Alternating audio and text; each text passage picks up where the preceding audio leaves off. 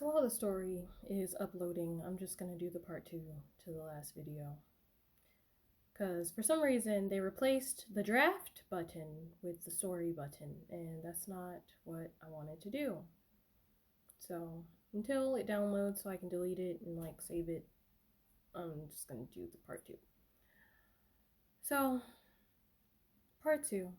I was talking about how I wasn't really supposed to make it out of the delivery room with my firstborn. And then I started thinking about how the postpartum depression almost took me out. Honestly, with both kids, I lied the whole way through everybody's questions and all of that bullshit and put up a good enough face for people who would flag me to not. And yeah, I wouldn't recommend doing that. If you can, I would recommend getting help because, I'm not a medical professional. And I don't recommend anybody try to do that shit by themselves. Everybody else around me didn't give a fuck what they were doing to my mental health. And, I didn't communicate that because I knew they wouldn't give a fuck. And they would tell me that they would give a fuck, but they wouldn't. And I'm not fucking stupid. So, yeah. Postpartum depression with both of those kids left me in fucking shambles. Like, especially with the first. Like, my mind was so far what felt like broken that I did not see hope. The only reason why I kept going is because I didn't have anybody else that I trusted to watch my child, to raise her, and to take care of her. And that is literally the only reason why I am still here. Like, my kids are the reason that I'm alive, but they're not necessarily the reason I keep living now. But I just didn't trust anybody. I was just like, if I died right here, right now, would I be okay with who she would default to? And it was an absolute no. So I kept going. No matter how broken my brain was, no matter how depressed I was, no matter how much, I just kept taking hits after hits after hits. Like, not physically, obviously, but, well, maybe not obviously, but not physically. Just to my mental health and to my spirit body, my emotional body, all of that.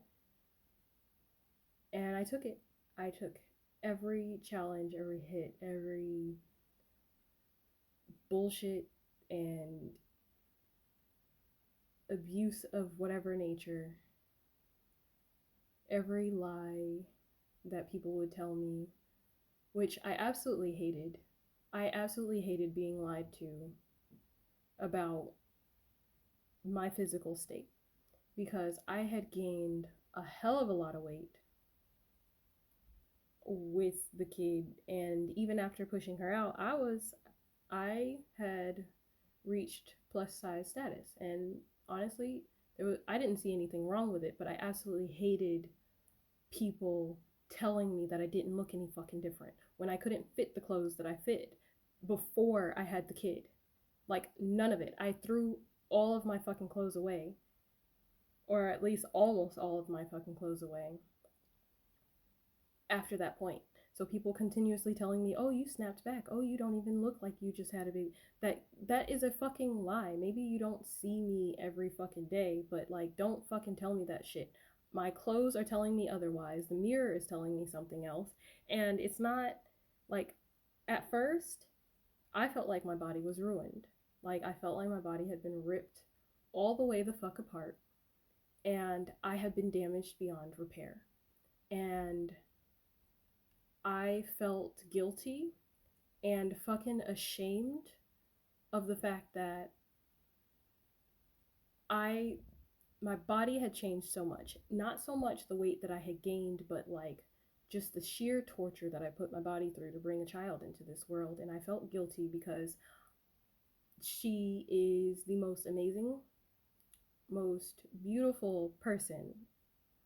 Let me try not to get emotional, that I have ever known. And how much of me I see in her terrifies me, but is also beautiful at the same time. And it devastated me to feel that way about my body. Knowing that, I'm alive, I get to raise her, I get to participate in her life.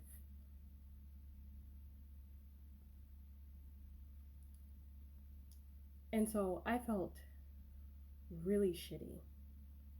And as shitty as I felt, I still kept pushing, kept trying.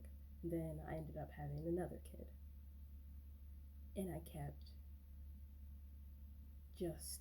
just kept going.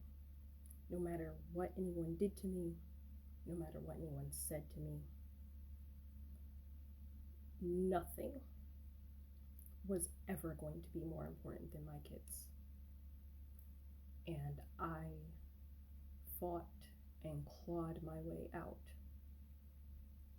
of absolute hell while also being told that I wasn't really going through anything. Maybe not in those exact words, but being treated like it. And not being allowed to convey the story that I had accumulated over that time. And I have been through some messy ass shit. And I will absolutely no longer feel guilt or shame about what I have been through, because it might make somebody else feel some type of way. And I am affirming to myself that the guilt and the shame are not real. And the most important thing now is to just keep moving forward and presence. Because the shit that I dealt with was not something anybody should deal with. But I didn't know what I was worth at the time. I felt absolutely worthless my entire life. I want to say almost up until this year. Absolutely fucking worthless. And I'm gonna start sharing more of my experiences with life. Maybe not too much, but I'm gonna try to be maybe a little bit more vulnerable because it'll clear some of the mental space. And a lot of it is probably going to feel really embarrassing, but at this point, the way I have seen the world, I have seen everybody go through a whole manner of shit. And I don't think anybody deserves to feel ashamed for shit that they did when they didn't know any better. Or like they didn't feel like they were worth anything better.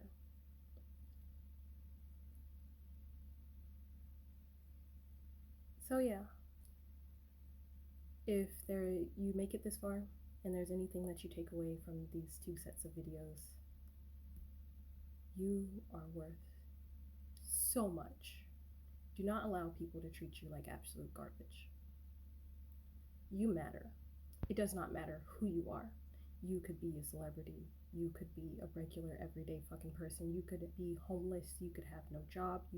Your worth is not determined by what happens around you. It's determined by you.